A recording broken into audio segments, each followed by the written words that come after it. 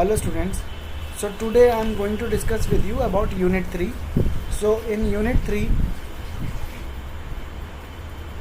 we have IoT architecture, state of the art, IoT introduction and state of the art, architecture reference models, introduction reference models and architecture, IoT reference model and IoT reference architectures. So where introduction, functional view, information view and development and operational view and other relevant architectural views are available in the unit 3. So in this lecture we will discuss about the IoT architecture and introduction of it and state of the art maybe. In IoT architecture you can see that is a IoT architecture. So that is a block diagram of IoT architecture. So here you can see that there are temperature, humidity, pressure, motion and light. So IoT gateway framework is there.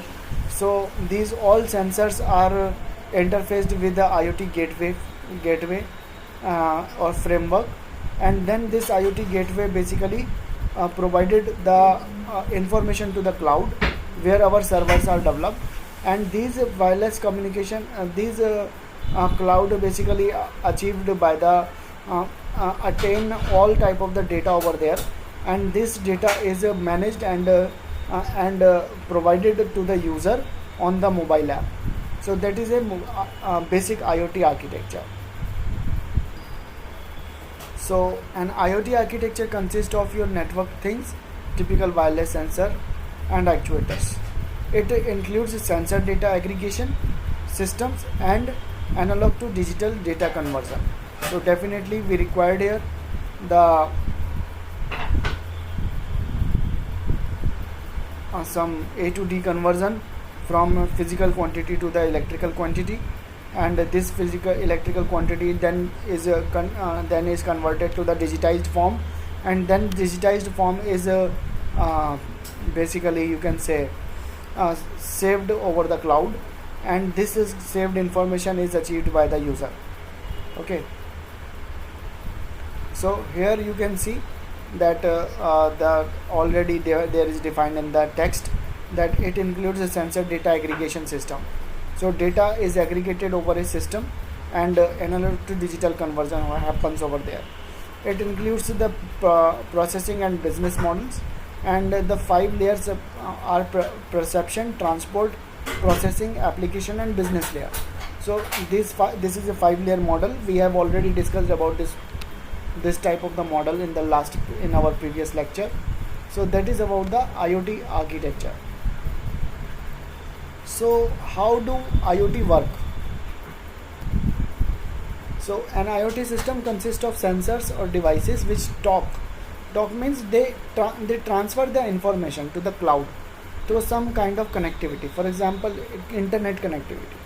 Okay, so firstly that I can say that there is one model which we have already discussed here.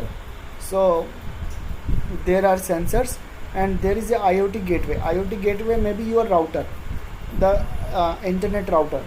So it may be your internet router which may be provided to you.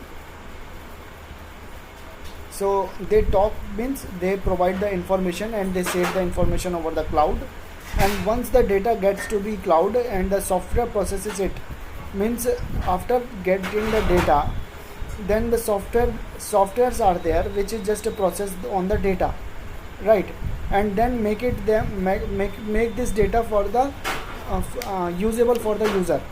For example, if there is a log of temperature, so what I need actually, what the user may need.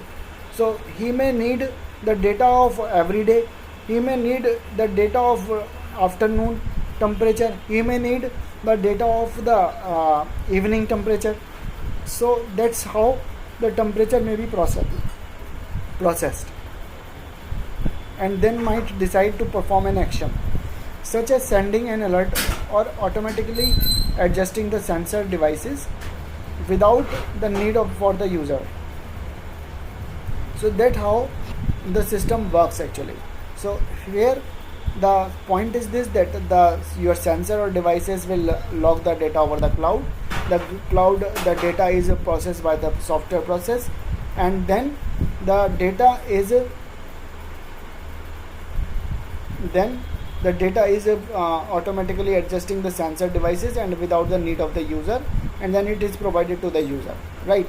So that's how the IoT system works basically. So next topic is state of the art review on the IoT history, technology and fields of the deployment abstract. So European Telecommunication Standards Institute, M2M or 1M2M, it aims at producing a set of standards for communication among machines from an end-to-end viewpoint. Okay. So ATSI M2M high level architecture, what does it say? So it comes in the state of the art. In this case, the high level architecture is a combination of both functional and topological view, showing some functional groups clearly associated with a piece of physical infrastructure. Okay. So there are two main subdomains of this type of the architecture, and one is a network domain, that how a network will be settled for that type of the communication, and a device and a gateway domain. So the boundary between these conceptually separated domains is a topological border between the physical devices and gateways and the physical communication infrastructure. So in my next lecture I will tell you about the another topics of the unit 3. So that's enough for this lecture. Thank you.